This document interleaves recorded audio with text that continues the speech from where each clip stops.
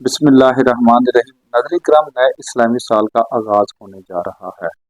اور یہ آغاز دین اسلام کی ایسی شخصیت کی شہادت سے ہوتا ہے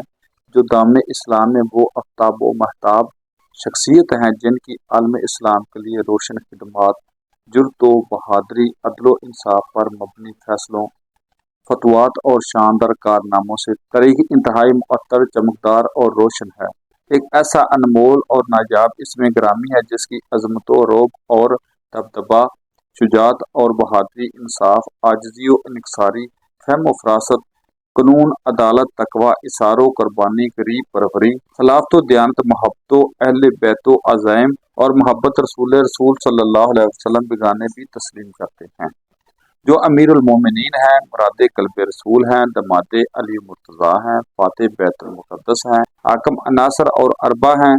شہید ممبر و محراب رسول ہیں، انتخاب رب العالمین، وزیر پیغمبر، خلیفہ دوم ہیں، وکیل ام المومنین ہیں، فاتح کیسر و کسرا ہیں، شامل اشرا مبشرہ ہیں، میدان عدالت کے نیت تابع ہیں۔ یہ حضرت سیدنا عمر فاروق رضی اللہ تعالی عنہ ہیں۔ حضرت عبداللہ ابن مسعود رضی اللہ تعالی عنہ سے روایت ہے، خدا کی قسم ہم بیت اللہ میں نماز پڑھنے کی استطاعت نہیں رکھتے تھے یہاں تک کہ حضرت عمر اسلام لے آئے۔ ایک اور روایت کے مطابق جب حضرت عمر رضی اللہ تعالی عنہ کو زخمی کیا گیا تو وہ تکلیف محسوس کرنے لگے۔ حضرت ابن عباس رضی اللہ تعالی عنہ نے کہا، اے امیر المومنین، نبی کریم صلی اللہ علیہ وسلم آپ سے راضی تھے، صدیق اکبر رضی اللہ تعالی عنہ آپ سے راضی تھے، پھر آپ دیگر صحابہ کرام کے ساتھ رہیں، ان کا بھی ساتھ دیا، وہ بھی آپ سے جب جدا ہوں گے تو آپ سے راضی ہوں گے۔ حضرت عمر رضی اللہ تعالی عنہ نے فرمایا، یہ اللہ کا مجھ پر احسان ہے، لیکن میری گھبراہٹ تم اور تمہارے ساتھیوں کی وجہ سے ہے۔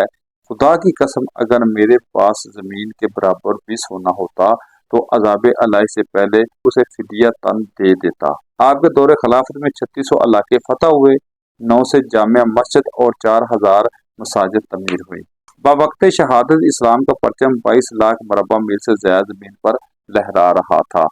آپ نے اپنے دور خلافت میں عدالتیں قائم کی، قاضی مقرر کیے، سن تاریخ کا اجرا کیا جو آج تک جاری ہے، مردم شماری کروائی، نہریں کھدوائیں، کوفہ اور بصرہ جیسے شہر آباد کیے، ٹیکس سسٹم بنایا، حربی تاجروں کو ملک میں آنے کی، تجارت کرنے کی اجازت دی، جیل خانہ جات راتوں کو گشت کر کے رایا کا حال دریافت کرنے کا طریقہ، پولیس کا محکمہ، جا بجا فوجی چھاؤنیاں، تنہائیں، پرچہ نویسی، مکہ معظمہ سے مدینہ منورہ تک مسافروں کے لیے مکانات، گمشدہ بچوں کی پرورش کے لیے وظیفے، مختلف شہروں میں مہمان خانے، مکاتب و مدارت، تجارت کے گھوڑوں پر زکوٰۃ وقف کا طریقہ، مساجد کے ائمہ کرام اور مؤذنوں کی تنہائی، مساجد میں راتوں کو روشنی کے انتظامات کا حکم، فلاحی اور اصلاحی احکامات کی اصلاحات فرمائی۔ آج کے ترقی یافتہ ممالک میں عمر لاز کے بغیر انصاف کا عمل مکمل نہیں ہوتا۔